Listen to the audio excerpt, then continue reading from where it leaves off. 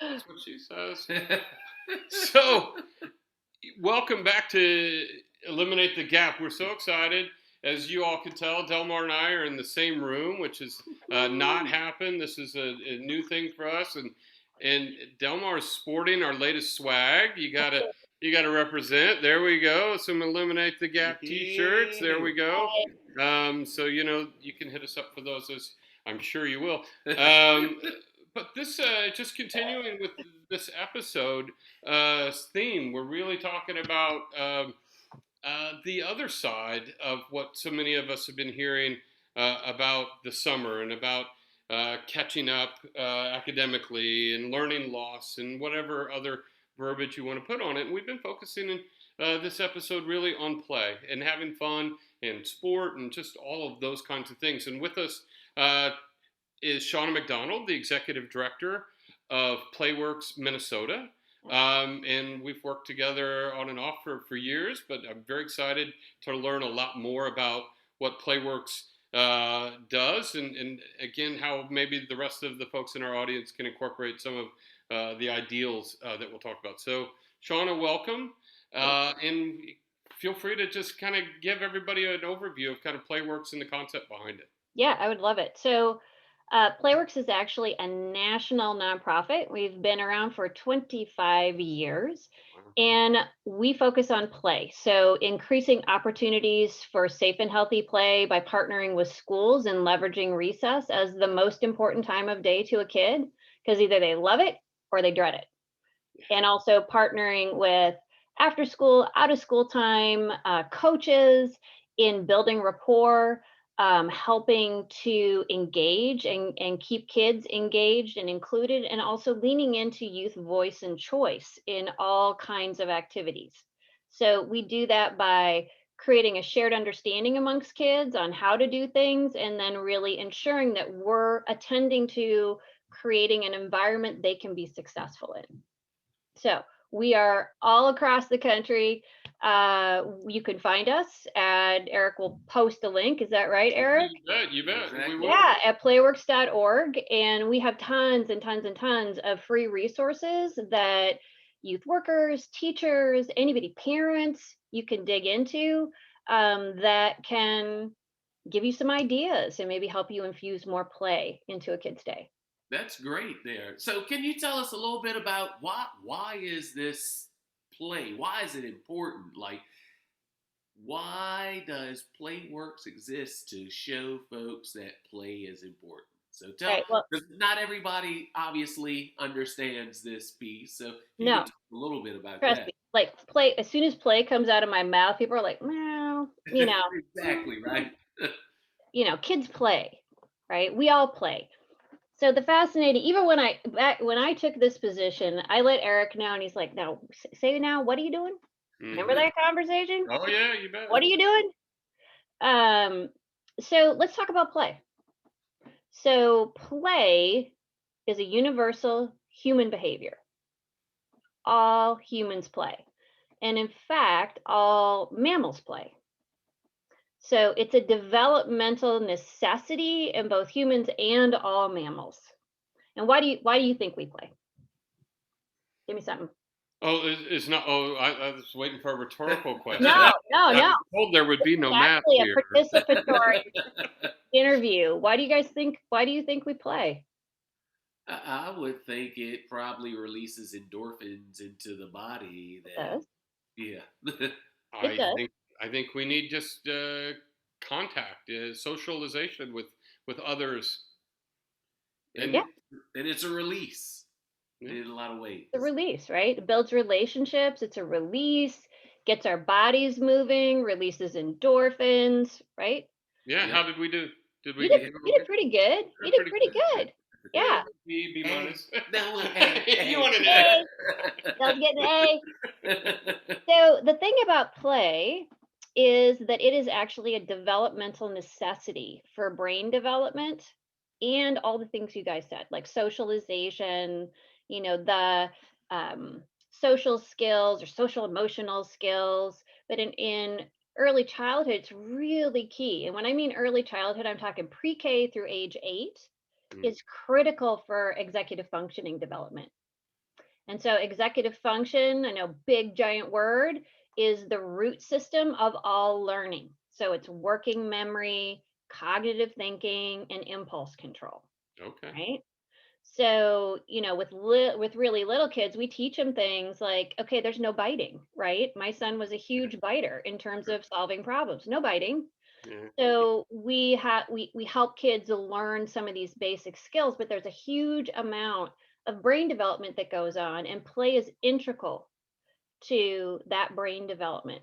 So when you guys talk about eliminating the gap, play plays a central role in ensuring that kids have the brain development and the tools they need in order for us to build on, in order for us to build both the academic and also social emotional or 21st century skills, whatever we want to call them, that are critical to their lifelong success. Does that make sense? Absolutely. So then, as a result, right, we're all just emerging in various stages from the pandemic Yeah. and being isolated in lots of ways. So, talk to us a little bit about how you all, in this whole concept of play, how you all were able to instill that maybe through a screen, um, and then how important it is now that we have been all kind of isolated from each other. Just this energy that we're all going to have when we explode on these summer camps and all these other programs here in the next Right. weeks. Well, I think, so we talk about play and play deprivation even before the pandemic. Sure. So, on average, how much do you think kids play related to how much you guys played as kids? What do you think? Just So, are we just say, defining that as outside, or are we defining that yeah, as physical define that as, activity? like we did as kids. Generally, I'm going to lump us into a similar generation, right? We used to go out, run outside, goof around, get hauled in when it was dark, right? I would say they play about half the time that we played. Dumber. That's maybe a quarter, probably. Yeah. Yeah, video games like A lot less, right? either. Right. Hey, what are you doing? Oh, sorry, I was playing video I games. was saying, were you I talking did to a me? lot this Yeah, this were you past talking to school me? year. Yeah. So it's 50% less than their parents played, right? So, and you guys you're dead on, right? So it's video game. You got an A. Eric got an A. Hey, so it's video games, but it's also really structured time in school, right? So we are really laser focused on those academic outcomes that we know that's critical for kids. Academics are really important, but we're so laser focused on the academic outcomes that we've taken away parts of a kid's day that they need for their development, for their socialization, for their mental health, and for their physical well-being, right? So for Yeah. Playworks, we concentrate in elementary and middle school to leverage recess as that community time. So if you think of recess as the largest classrooms, this is where we were at like before the pandemic. That is where a child is going to build community. They're learning civic engagement. They're learning how to negotiate. They're building relationships. They're doing conflict resolution. Like there's all these really critical things. And there are a lot of kids when they get into that open environment that is really anxiety producing because so much of their days are so structured that when you get them into an open environment, right, they're not sure what to do, Yeah. right? They don't have the tools or scaffolding that they need. So in the pandemic, we know kids have played less. There's been more social isolation. And what we did in the pandemic is we leaned into supporting both the teachers and educators, but also out of school time. And we did a hard pivot in terms of going virtual. So we did at the very beginning of the pandemic, we're like, okay, we need to lean into mission. How are we going to do that? And so we started like spinning up three virtual recesses a day for kids on Facebook, and they took off like wildfire. And then we leaned in and listened even more to what teachers specifically and youth workers and others were telling us. And what they were telling us was they were having a really hard time getting their kids to engage and even just turn on their camera. And they were really, look at Delmer's nodding, he's a teacher, really worried about their kids. And so we came up with a really simple game of the week that is could be played virtually, and launched a kind of a subscription model called Keep Playing, and it delivers just one simple bite of a game. It's delivered in a video, a fun game that was successful to do online, and some debrief questions and a little brain break that was in it. And this thing took off on us like crazy. And we started getting input back from tons and tons of teachers saying, oh my gosh, they're turning on their cameras, they're smiling, they're laughing. Why? Because they're engaged in something fun, something joyous, and something that they feel partnership and belonging for. Right. Yeah. So we leaned in hard. As we're coming out, we have seen, as we're coming out of the pandemic, that kids have a lot of, they're excited, but they have a lot of anxiety about re-engaging kids. And so a couple things that we can help do as teachers, as youth workers, is to set kids up in a way that helps them be successful in engaging relationships and engaging back into community. We need to really think about that, because that's what a kid is thinking about, right? A kid is not thinking about coming back to school and getting back to that math worksheet. That's not what a kid is thinking, Yeah. right? A kid is thinking about, when I go into open play, if I'm at a summer program, like, who will play with me? How will I mean, this is where a kid is thinking. And so how can we scaffold those environments? How can we scaffold classrooms and morning meetings so that we're creating a really welcoming and inclusive environment that's fun, that kids feel good in? So, and again, I have a tendency to do this, and this shouldn't surprise you at all.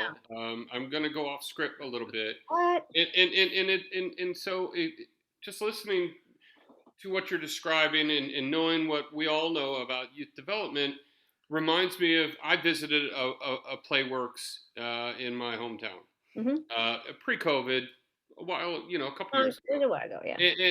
and so what one of the things again that even started this podcast was some of the tension that Delmar and I experienced on both sides of youth development in the after school or out of school Yeah, time, and in the academic environment, in formal education. And there's had been for many years this, it doesn't mean to be tension, but there's just a different way of going about reaching young people. absolutely. So it seems, right? And so in my experience that day at Playworks, I saw the Playworks staff doing what they do and doing it really well.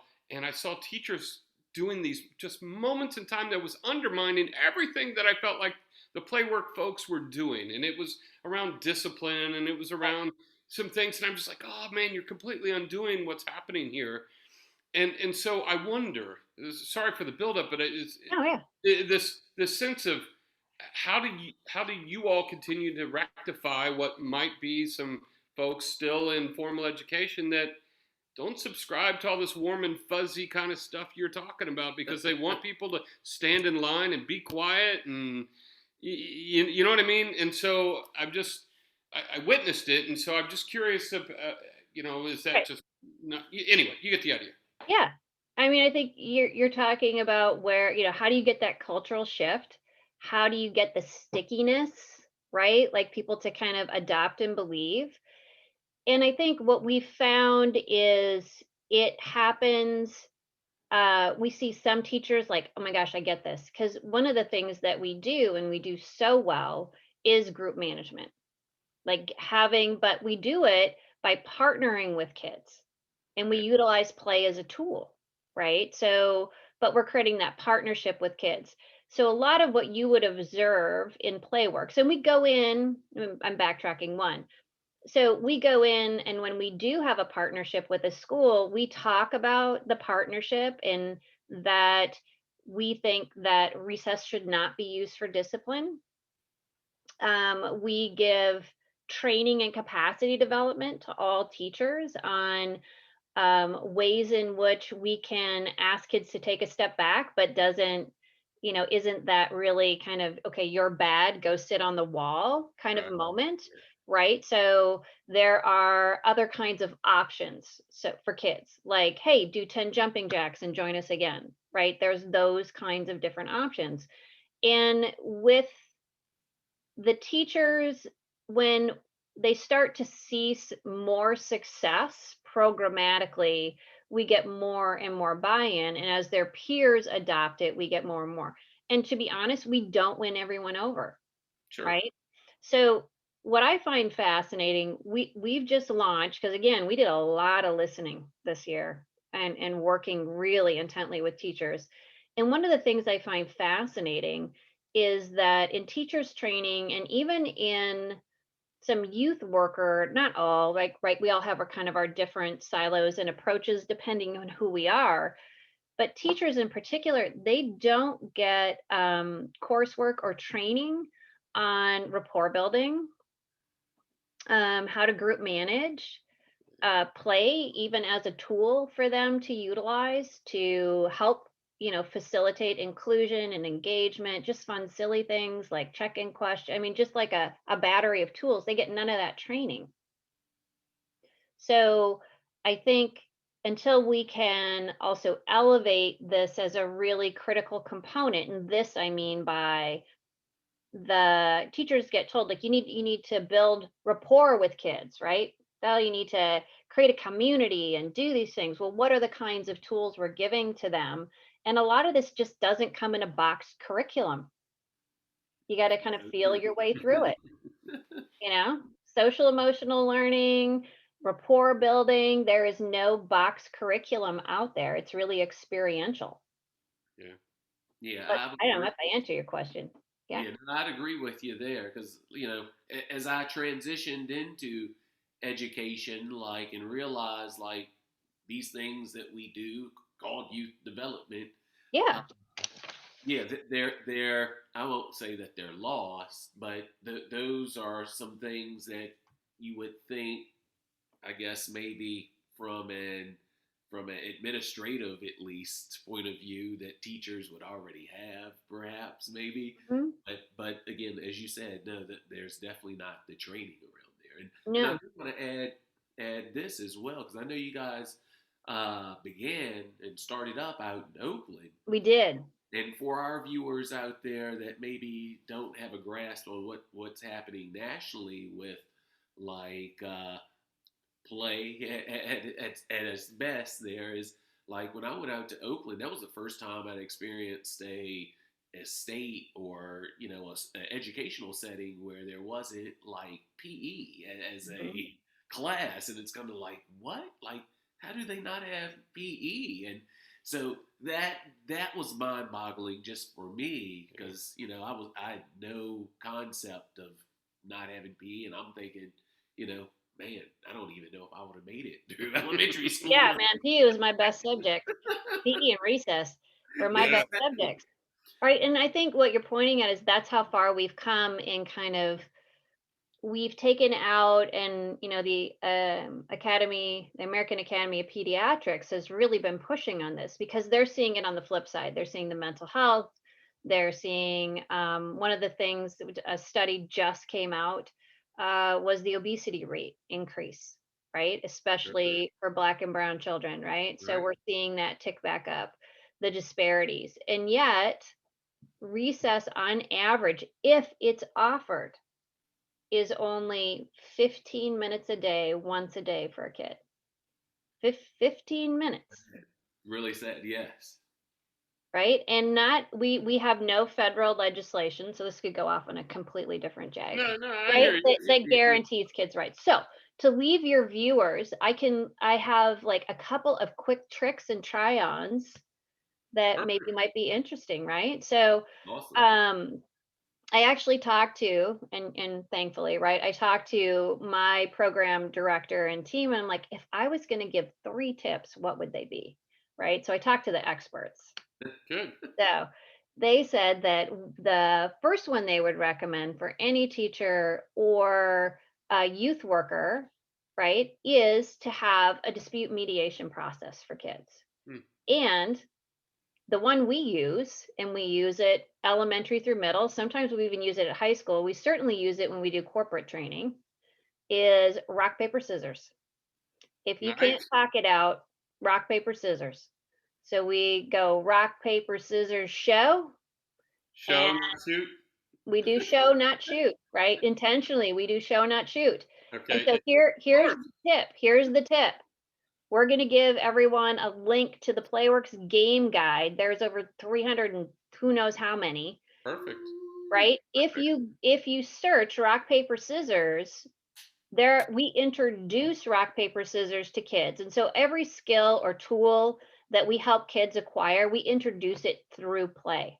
So to introduce rock paper scissors to your campers or your classroom, we would suggest playing a game like rock paper scissors relay or rock paper scissors rockstar, so that kids are Oh, fun. having a really Yeah. good time playing it, and then say, hey, if you can't talk it out, rock it out, right? Do rock paper All scissors, right. drop it, move on. Yeah, that's awesome.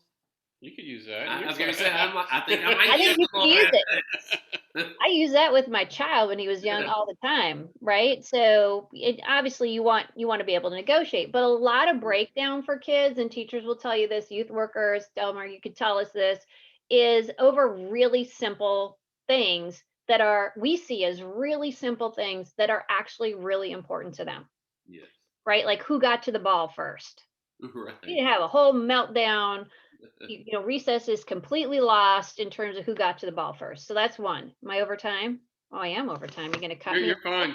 You're fine. This is exactly the kind of information we were hoping to be able to share with folks. Yeah, I love it. Okay, so another really simple thing to do. We've all been in that environment, certainly experienced it, right? You're playing a game, you're out at recess, or you're just playing and you miss the ball or you make a mistake, and people are like, oh, right? You missed it, you flubbed, and you're like, dang. Right. So one of the things that we introduce, especially in open play or in any environment, is to transition that and simply acknowledging somebody tried. Right. So we give lots of high fives and we say, good job, nice try. We give high fives. During COVID, we were giving air high fives or elbow high fives. But we give high fives all the time. And so instead of that moment where a kid feels like, wow, I just blew it, people are judging me, it's anxiety producing, instead, we introduce the concept of just high five, nice try. Yeah. Yeah. It's a much different feeling experience, something really easy to introduce. You simply start modeling it. That's it. Yeah. Okay. And my third one that I got was framing rules in a positive way. So this will speak to your heart as a youth worker, Eric, and that's just simply having group agreements for what's going to happen, right? But framed in a positive way. So instead of we do a lot with kids around shared understanding of either how to play something or how we're going to behave in the environment we're in, Right. right? So framing group agreements, whether it's the classroom, whether it's open play, and inviting kids in to participate in creating those group agreements and Mm-hmm. try and keep, don't do this. You want to keep it on the flip, right? You want to Right. keep it on the positive, right? So be kind, be respectful, don't yuck my yum is one that we use, which means you could take that one. Don't yuck my yum. It might be a little colloquial there with It me, might, it but could be, right? So I've loved doing this with you. We're going to close out, and I want you to try this one on in a meeting okay. or a high school classroom or any environment. And you guys familiar with check-in questions? Tried Sure. those out? I'll school them up. Do you do those in the classroom? Sometimes, probably not as much as I should, but yes, especially during this past year. Right. So one way, because sometimes it's like, you get stumped like, dang, what is the check-in question going to be? So we always rotate it, especially with the kids, like the older kids. It's like we always do a check-in question. We're like, hey, you know what? You're doing the check-in question. So, think about it and come back, right? Because you're queued up. So we'll do a check-in question. All right. You ready? Yep. Yeah. This is a really quick and easy trick. It's great for meetings, super fast. Okay. So what is one thing that you could eat every day or do eat every day for the rest of your life? Mm, That's an easy one. Mhm. go What? ahead. Really? I'm just gonna go with seafood. It doesn't really matter what it is. Just hey, give me one of those crustaceans, and I'm all about it. You can just eat it every day? Oh, most definitely. Always. Most Uh, definitely? yeah, I I can eat. couldn't do that. No, no. Yeah, man. Especially if I get to be as broad as he was, I get to say something like cheese because then I can rotate my cheese. I can have some gorgonzola. I can have some It Oh, can, it Munster. can, it can Oh be man, I could eat broad. cheese every day. Oh my goodness, yeah, so Cheese. good. Little, You guys went little really broad cheese. umbrella.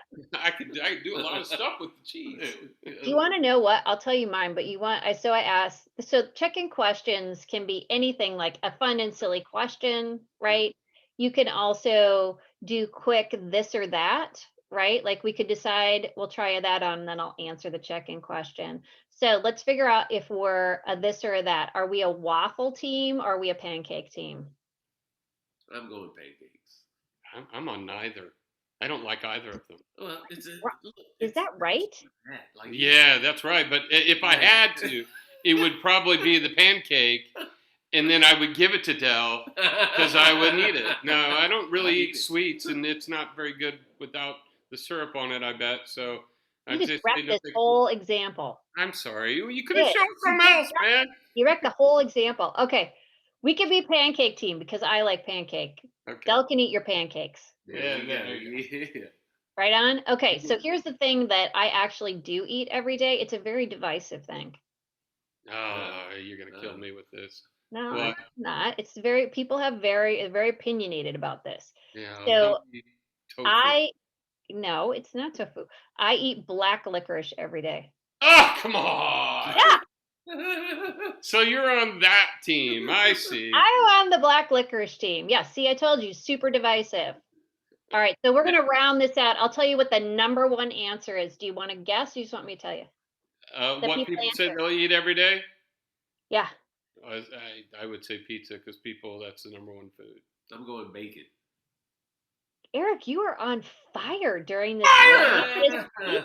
There it is. Yeah, people love pizza. They just do. I have been astounded. It's like I should do like some kind of paper or thing about this because I have asked this so many times. I am fascinated with how many people say pizza. Yeah. And Yeah. I really press hard, like every day. And they're like, Yeah. oh, Oh God. Yeah. oh And the God. thing is, poor Raul, and I won't go on because we're recording. Offline, maybe I could share. But anyway, nonetheless. So this has been a lot of fun. Yeah. You I have know, fun. it allowed us Yeah. Thank you. to be not too silly, but still get the spirit, the message out very concretely to folks that we absolutely need to be doing this. And sure, we're coming out of a difficult time, and it seems like it'd be easier for us to make this a point of emphasis, but it has to be a part, in my opinion, of your curricula all the time. Young people need it all the time to be a part of the balance of all their other stressors in their life. And so I'm just grateful that you spent some time with us to be able to share ways that you all are doing it, and honestly ways that we all can incorporate it more into to what it is that we're doing. So I really just am grateful. Thank you, Shauna, for spending some time with us. No. And again, we're going to put out some of these links out when this podcast gets released. You'll see some links that you all can go to follow up and do some additional things. And one of the things I'm going to tease them to go do is learn more about some of the adult recess pieces that Playworks does. Yeah. It's an important thing. This whole concept of play for all of us, not just the young Most definitely. people, and you all are doing that as well. And people can learn more about how maybe they can maybe get you guys engaged to help them as organizations and companies and whatnot. We'd love it. Thank you so much. It was so great to see you Thank again. you, and hold on. Let's finish off. Look, great job. Air high five. And high five. Bam! Ah, bam. Great job. There we go. I love it. We will, again, Shauna, thanks so much. Absolutely.